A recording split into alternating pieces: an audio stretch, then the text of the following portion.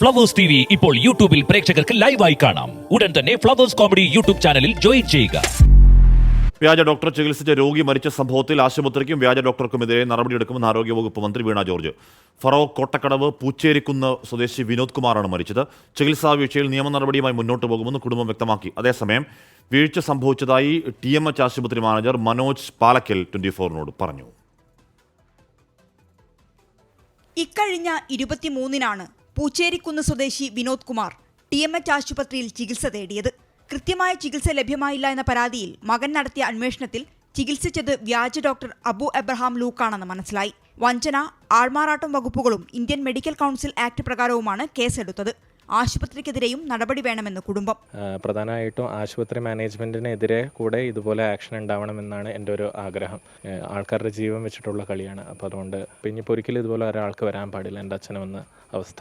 വ്യാജ ഡോക്ടർക്കെതിരെയും ആശുപത്രിക്കെതിരെയും നടപടി ഉണ്ടാകുമെന്ന് ആരോഗ്യമന്ത്രി വീണ ജോർജ്. ഈ ക്ലിനിക്കൽ എസ്റ്റാബ്ലിഷ്മെന്റ് ആക്ട് പ്രകാരം സ്വീകരിക്കാനുള്ള പരമാവധി നടപടികൾ സ്വീകരിക്കണമെന്നുള്ളത് ആവശ്യപ്പെട്ടിട്ടുണ്ട്. അതോടൊപ്പം തന്നെ ക്ലിനിക്കൽ എസ്റ്റാബ്ലിഷ്മെന്റ് ആക്ട് പ്രകാരം സ്ഥാപനത്തിനെതിരെയാണ് നടപടി സ്വീകരിക്കുന്നത്. അതേസമയം വീഴ്ച സമ്മതിക്കുകയാണ് ആശുപത്രി അധികൃതർ. അബു എബ്രഹാം ലൂക്ക് നൽകിയ സർട്ടിഫിക്കറ്റിലെ പേര് വ്യാജമെന്നും ആശുപത്രി. ഇയാളുടെ സർട്ടിഫിക്കറ്റ് ഇയാൾ ഒരു രജിസ്റ്റർ നമ്പർ തന്നെ രജിസ്റ്റർ നമ്പർ തന്നപ്പോൾ ഞങ്ങളത് നോക്കിയിട്ടുണ്ടായിരുന്നു. പക്ഷേ അബു അബ്രഹാം അല്ല, അബു പി സേവ്യർ എന്നിട്ടുള്ള സർട്ടിഫിക്കറ്റാണുള്ളത്. വീഴ്ച എന്ന് പറഞ്ഞാൽ ഞങ്ങൾക്ക് അയാളൊരു സർട്ടിഫിക്കറ്റ് തന്നെ ഞങ്ങളതിൽ വിശ്വസിച്ച് പോയി. ഞങ്ങളെ പറ്റിക്കാനുള്ള ശരിക്കും ചെയ്തത്. അന്വേഷണത്തിന്റെ ഭാഗമായി ആശുപത്രി രേഖകൾ ഉൾപ്പെടെ പരിശോധിക്കുകയാണ് ഫറോക്ക് പോലീസ്. അബു എബ്രഹാം ലൂക്ക് നാട്ടിലും പ്രചരിപ്പിക്കുന്നത് താൻ ഡോക്ടർ എന്നാണ്. തിരുവല്ല പെരിങ്ങരയിലെ ഇയാളുടെ വീട് പൂട്ടിയ നിലയിലാണ്. 24 കോഴിക്കോട്.